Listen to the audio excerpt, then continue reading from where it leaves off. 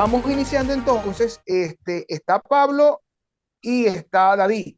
¿Cuál de los dos quiere iniciar? Si quiere, me permite, no hay problema, Luisito. ¿Cómo David, no, Pablo? a continuación, para cumplir con la actividad número 4, prevista y planificada desde el inicio con el profesor guía de nuestra asignatura, Tratados y Negocios Internacionales, el doctor Luis Belloso, y nuestros compañeros, eh, en vista de la actividad, preparé solo 4 diapositivas que van a tocar o el tema referido a un análisis crítico sobre los tratados internacionales de libre comercio entre China y América Latina. ¿Ya? Esto en atención a que nuestro primer tema en la asignatura se refirió a los tratados internacionales y negociación internacional, entendidos estos como actos bilaterales o multilaterales. En este caso, cada vez que se hace entre China y América Latina, no fue un convenio marco para toda América Latina, sino que se fue realizando con cada uno de los estados que lo conforman, específicamente Venezuela, Perú, Ecuador, Chile, Brasil, con los que este gigante asiático pues estableció estas relaciones específicamente en materia comercial para ir ubicando sus productos desde China al continente latinoamericano. Fíjense que en este caso estos tratados internacionales, como vimos también en clases anteriores, pues se rigen a través de el convenio de Viena, el convenio de los tratados internacionales, que es, como vimos en clases anteriores, superpone una regulación muy específica tanto para las partes que lo suscriben, es decir, los sujetos del derecho internacional. En este caso, los sujetos del derecho internacional son claros, son estados, no son organismos internacionales, mucho menos mi propuesta de tesis, la naturaleza como sujeto de derechos, sino que es una relación comercial, de libre comercio, valga la redundancia, entre estados, es decir, los primeros sujetos del derecho internacional. Estos fundamentos también deberían tomar en consideración uno de los temas importantes abordados posteriormente en nuestras clases, como son las negociaciones, como son los MACs, es decir, los mecanismos alternativos de solución de conflictos, y que ya un poquito más adelante les voy a explicar las características que pude ver en esta análisis de los tratados que se han suscrito específicamente desde el año 2001 hasta el año 2019-2020.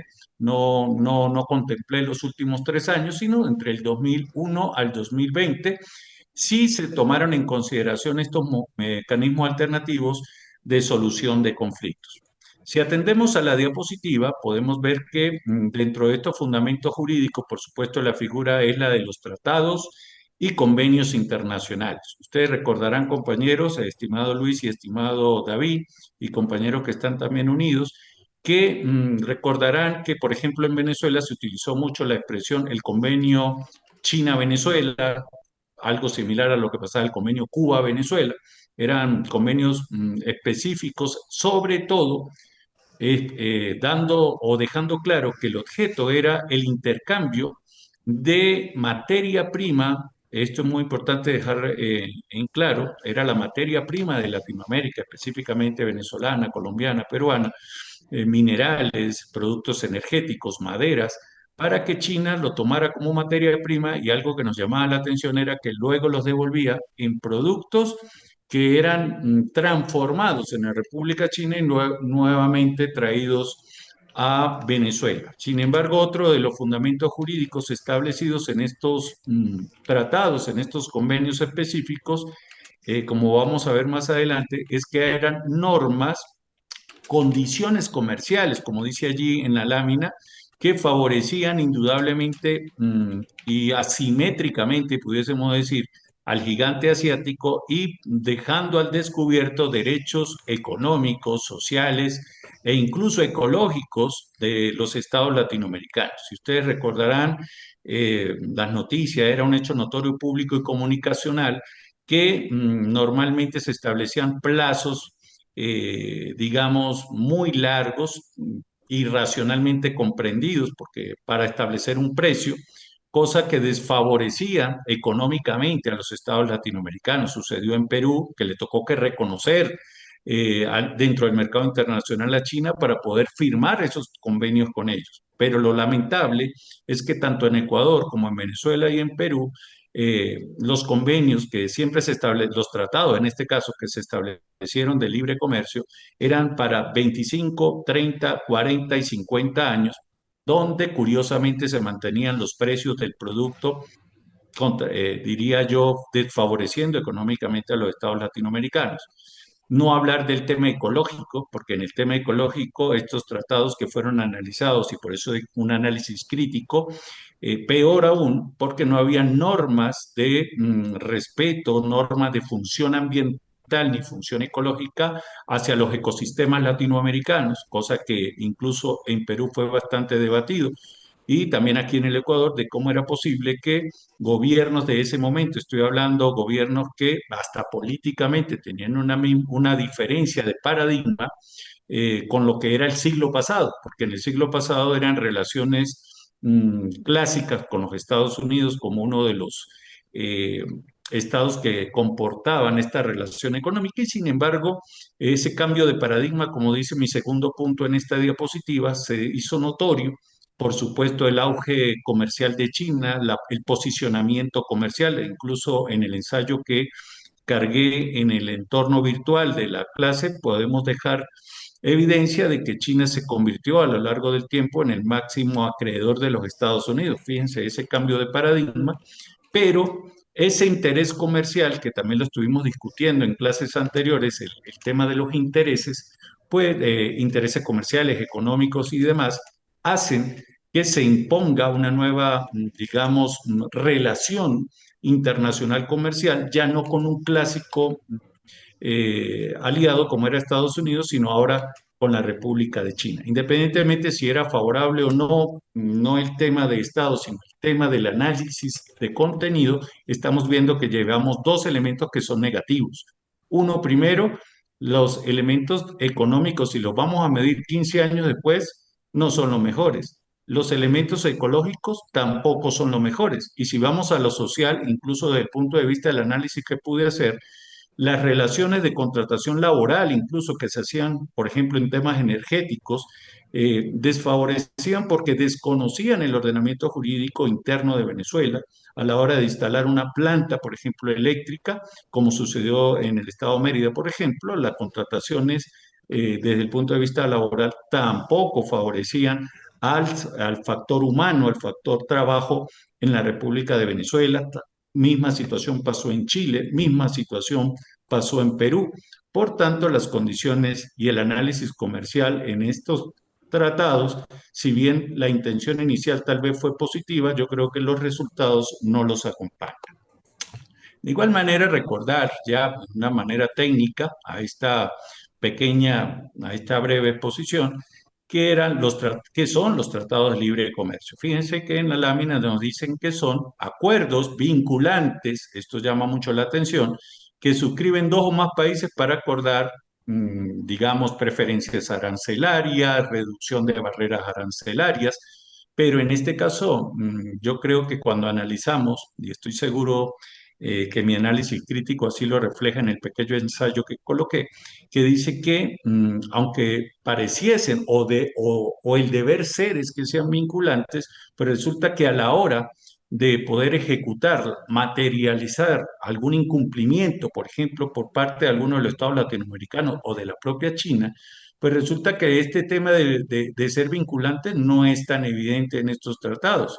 Resulta que tal vez es vinculante para nosotros los estados latinoamericanos, pero para el tema chino, en temas laborales, en temas ecológicos, parece que este carácter vinculante no es del todo 100% cumplido. Es decir, se puede desconocer por razones obviamente técnicas, por razones jurídicas, pero el tema de la interpretación de los tratados internacionales que lo vimos en clase y que el profesor Luis explicó claramente, esa interpretación parece ser más literal hacia normas que fueron asimétricamente redactadas en el convenio que a un tema de ganar-ganar dentro de lo que pudieron haber sido la aplicación de los mecanismos alternativos de solución de conflictos. Precisamente en ese punto me quedo en estos últimos minutos indicando de que no fueron previstos, pude revisar entre dos y tres convenios y en ninguna parte se estableció de común acuerdo, de manera expresa, como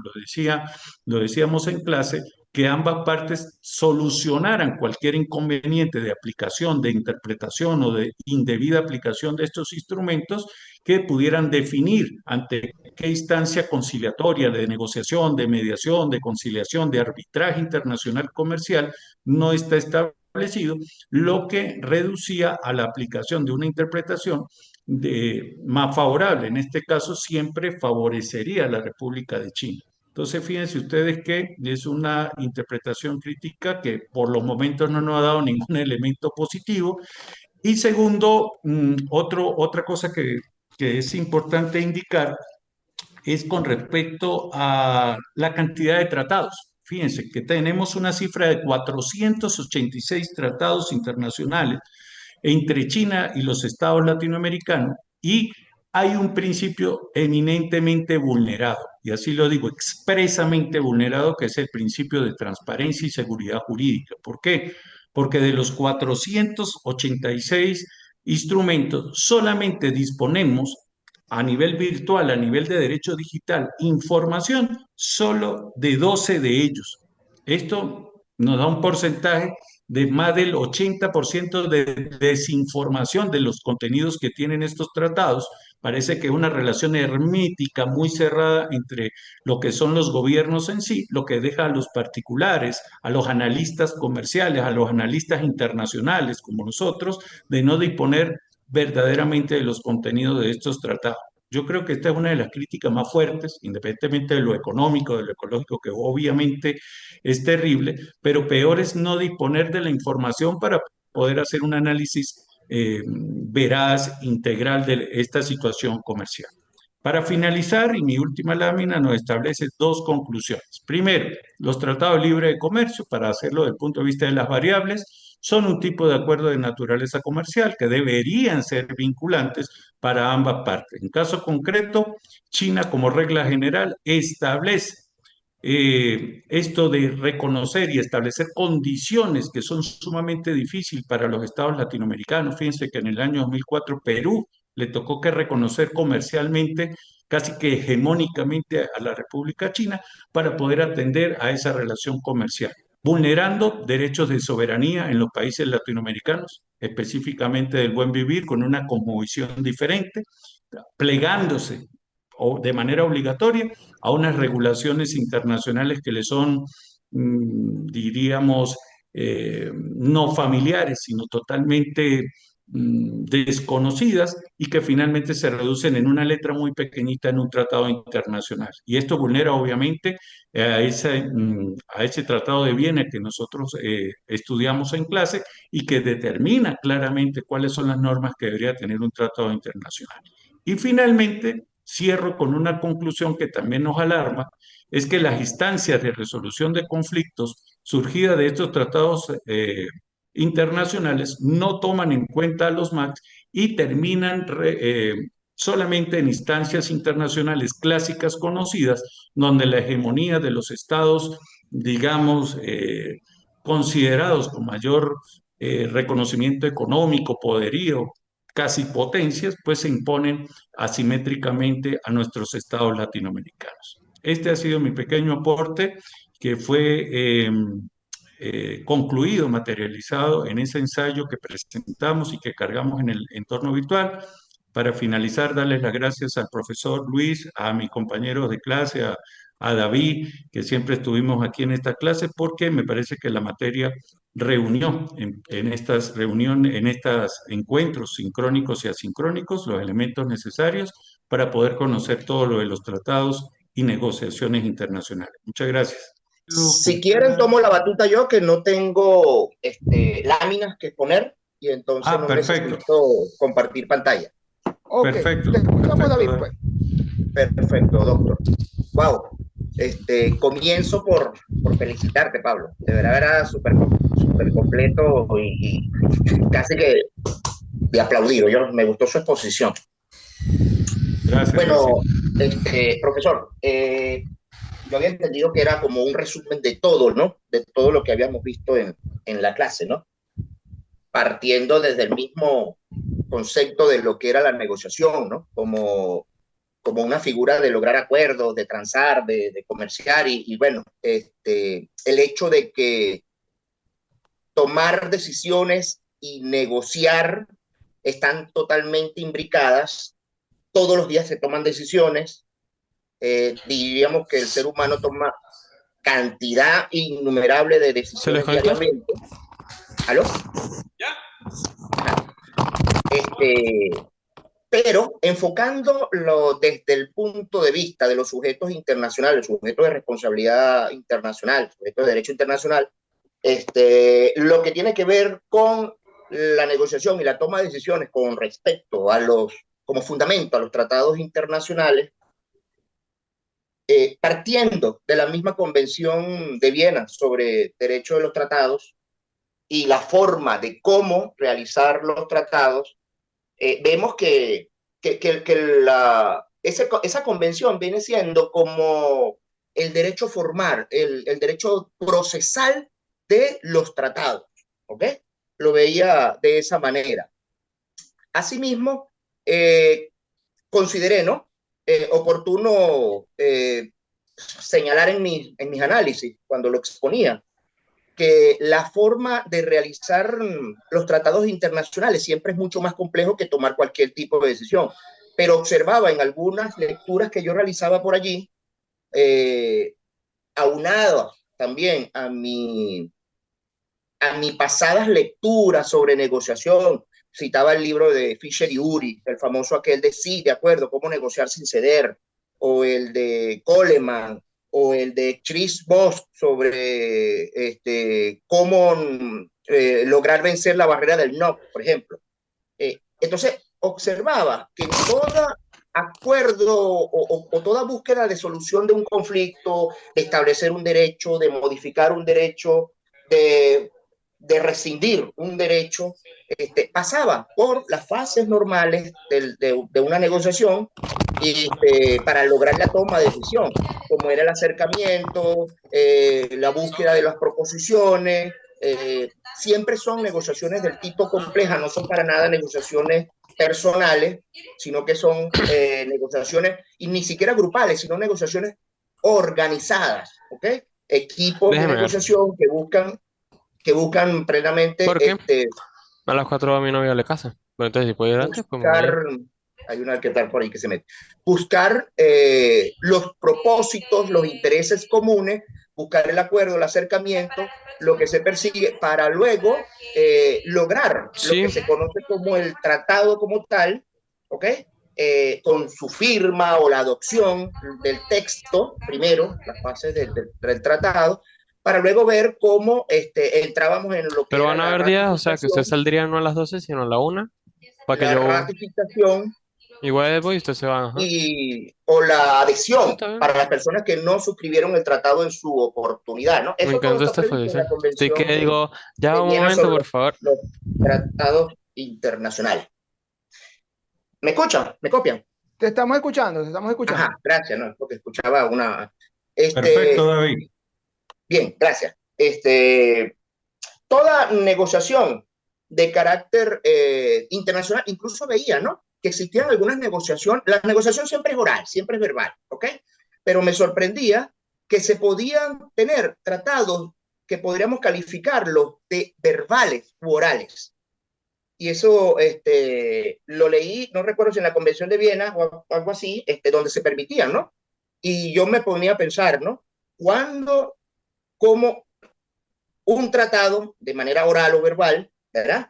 Cuando sabemos que incluso uno que queda establecido, derecho positivo, escrito, ¿verdad? Y nos vamos de luego al derecho real, podía tener conflictos, crear confusiones, crear indecisiones, aunque ya las decisiones tomadas había que echar hacia adelante, ¿no? Pero imagínense usted, me imaginaba yo cómo el desorden que puede crear más bien un tratado de manera verbal o de manera oral, que posteriormente habrá que llevarlo entre las partes, si es bilateral, no habría mucho problema, pero no me imagino un tratado multilateral de manera oral o verbal, ¿no? Ajá, en ese mismo orden de ideas, veía yo que las negociaciones de los tratados requerían de equipos especializados, ¿ok? Para la búsqueda de lograr los intereses y no apartarnos de la búsqueda de la calidad de vida de siempre. Señalaba yo en mis ensayos que observaba con preocupación y era evidente el darse cuenta cómo en esta guerra de Ucrania-Rusia falló la diplomacia, ¿no? No se llegó a un acuerdo cuando pudo haberse evitado esto a toda costa, ¿no? Asimismo, me pasé por la Convención Americana de Derechos Humanos, o Pacto, o la Convención de San José de Costa Rica, ¿verdad? Cómo más o menos se fue dando la figura de la adopción. El, Ellos requerían, por ejemplo, 35 estados de derecho, estados internacionales, ¿verdad? Sujetos de derecho internacional, 35 estados, y después de esos 35 estados, 3 meses más para que el tratado entrara en vigor, ¿no? Entonces veía cómo se establecían, más que una vacatio legis, una forma muy sui generis, ¿no? Para la entrada en vigor de los tratados internacionales. Y posteriormente a lo que era lo que expresaban los mismos tratados en su resolución de conflictos o sus fórmulas alternativas de solución de conflictos, que escuché que Pablo las llama MATS, ¿verdad? Medios alternativos de resolución de conflictos, el arbitraje, la conciliación, la transacción, ¿en qué? Veía todas las formas de cómo estas más bien pudieran funcionar mucho para lo que son los acuerdos de tipo comercial, pero pudiera no así ser en los casos de los acuerdos que conceden o que reconocen derechos civiles, derechos políticos, derechos sociales, ¿ok? Pero en aquellos que reconocen bien derechos culturales, incluso lo más difícil, ¿no? Que consideraba yo siempre también que era la celebración, las tomas de decisiones, las fases de acercamiento entre países muy diversos culturalmente y cómo por ejemplo, en la creación de las Naciones Unidas, la Organización Mundial de la Salud, la Convención de los Tratados también para las cuestiones consulares, ¿verdad? ¿Cómo países o estados tan disímiles culturalmente se amoldaban y llegaban a acuerdo general para que pudiera echarse a andar la búsqueda o el interés de la búsqueda de mejorar calidad de vida, y no solo eso, sino de la búsqueda de la paz también, ¿ok? De mejorar situaciones o asuntos que tengan que ver con el clima. Bueno, ahora actualmente tenemos el caso creo que es un protocolo, si no recuerdo bien, el de Escazú, ¿ok? Y la cuestión es las implicaciones que Colombia no se ha adherido todavía, no lo ha adoptado, ¿no? Porque lo que le significa a ellos, ¿no? Ese protocolo, ese tratado climático que es bien pertinente y bien importante, pero para ellos vendría a significar un retroceso en materia económica. Finalmente, bueno, me pasé también revisando un poco los tratados, la Organización Internacional, el tratado que crea la Organización Internacional del Trabajo, pero me llamó mucho la atención lo que tiene que ver también con la creación de lo que mencionaba antes, de la Convención Americana, y creaba sus dos organismos, ¿no? La Comisión Interamericana de Derechos Humanos, así como la Corte Interamericana de Derechos Humanos, con sus funciones bien delimitadas, ¿no? Y la forma de cómo se realizaba la denuncia para salir de esos acuerdos, la posición venezolana también preocupante, pero todo tenía que ver en pro o en contra, o el cómo estar en ese momento, el status quo, de qué ideología política estaba imperando, de qué gobierno estaba imperando, un gobierno, algunos dicen de izquierda, otros de derecha, o gobiernos militaristas, ¿no? Entonces uno observa cómo en esos gobiernos donde a menor índice o calidad de democrática, ve uno cómo aumenta la desobediencia, vamos a decir así, internacional a ciertos tratados o acuerdos internacionales. Eso más o menos, grosso modo, es mi análisis sobre esta materia. Muchas gracias, profesor Belloso. totalmente válido tu planteamiento, haces tu visaje sobre el planteamiento de los tratados, sobre todo cuando lo nombras, la característica que para ti resulta relevante es de los tratados que siendo de orden, teniendo un carácter verbal, se siguen desarrollando, se siguen manteniendo. Más adelante entonces vamos a hacer una sola socialización contigo, con Pablo, y con el compañero que falta, que creo que es Jason, quien está conectado, porque no me aparece nombre, sino que me aparece iPhone. ¿Le puedes dar la batuta, Muy por bien, favor? muchas gracias. ¿Empiezo a hacer la exposición o solamente quería oír el audio? Ya va, te pregunto, ¿tú tienes algunas láminas que te sirvan de apoyo o vas a hacer como David, Sí, sin láminas? sí, claro, yo tengo mi lámina aquí. Bueno, presente sus láminas entonces. El escenario Claro, es sí, suyo. claro, tengo mi lámina aquí, lo que tengo es que voltear el teléfono. La negociación como forma de resolución de conflicto por medio de los tratados internacionales, ¿verdad? Este análisis, profe, y el personal que me escucha, se realiza o lo hice con premisas básicas, ¿verdad? Necesarias. Este gran proceso que es el proceso de negociación, entiendo esto como acciones bidireccionales en el ámbito nacional e internacional, profe, ya que, si se quiere decir, ellas están muy interrelacionadas, eh, aunque yo le diría también de una interacción muy ultra compleja y transdisciplinaria. De acuerdo a lo que realicé aquí en el conflicto internacional, la Carta de las Naciones Unidas, que bien lo explicó también el otro compañero, el conflicto se inicia al entrar en divergencia o actores del sistema internacional. Nosotros hemos estudiado, yo soy militar, ¿verdad? En el grado de teniente coronel del ejército, ¿verdad? Nosotros hemos analizado mucho este tipo de conflictos en el área internacional. Igualmente lo estamos analizando, lo que es el conflicto Ucrania-Rusia y cómo fue la escalada del conflicto que sucedió para llegar aquí, ¿no? Entonces, por eso lo que hablo allí de la situación que es un poco ultra compleja. Al establecer ese tipo de negociaciones se simboliza un medio útil, ¿verdad? Flexible, medios necesarios para solucionar o buscar formas de conflicto. De esta manera, nosotros o las personas que están en la negociación buscan alcanzar la paz, la armonía y la seguridad interna dentro del Estado. Si se trata de forma internacional, nos hablaríamos ya lo que es la comunidad mundial, ¿no?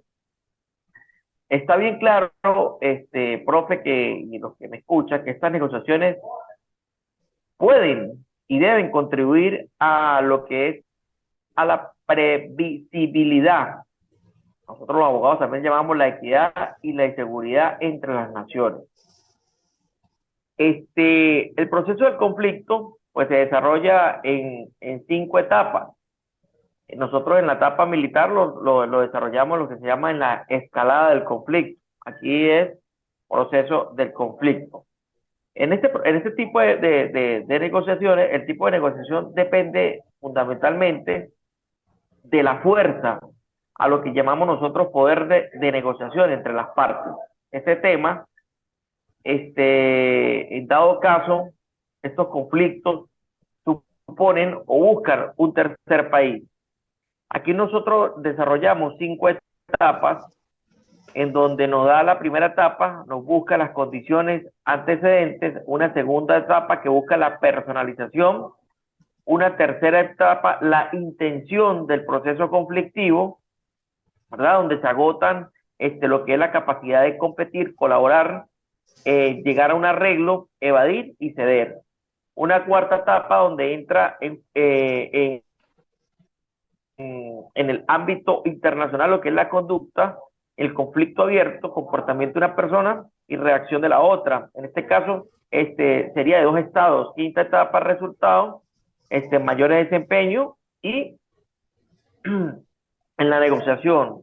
Bueno, ya lo explicó el compañero, las características allí de las negociaciones. Las negociaciones también se van a través factores humanos que perciben, lo que se puede involucrar múltiples dimensiones. Allí en esas negociaciones entra lo que es la violencia, la ira, la tensión, la incertidumbre, la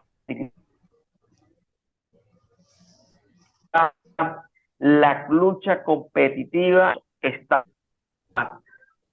en el campo internacional. Aquí nosotros abundamos bastante y siempre buscamos la mejor de las formas de buscar la bilateralidad entre las dos naciones. En este caso, al momento de que se rompen esas relaciones diplomáticas, pues entran las relaciones militares. Allí nos habla comprenden dos relaciones, una las interestatales y las relaciones transnacionales. Estas primeras abarcan lo que son los estados como sujeto de derecho internacional público por excelencia, y la segunda se llevan a cabo entre sí individuos o grupos. Ahí están las otras vías, como lo nombré hace rato. La vía de los litigios también es bastante importante, la solución pacífica, pero una vez se rompen esta escalada del conflicto, utilizaría otras vías como están en la situación ahorita entre Ucrania.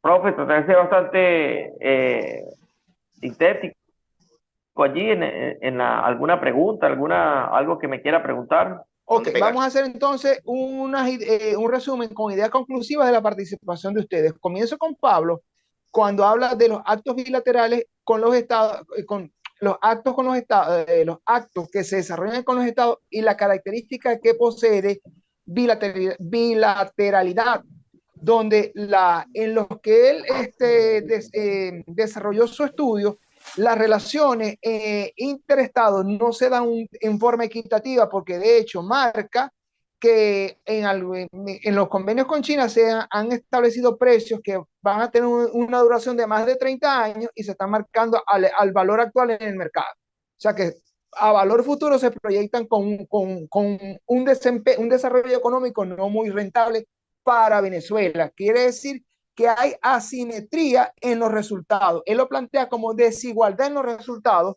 por la duración del tratado. Y hace énfasis en lo que son los MAX, como lo comentó. David señala entonces que le causa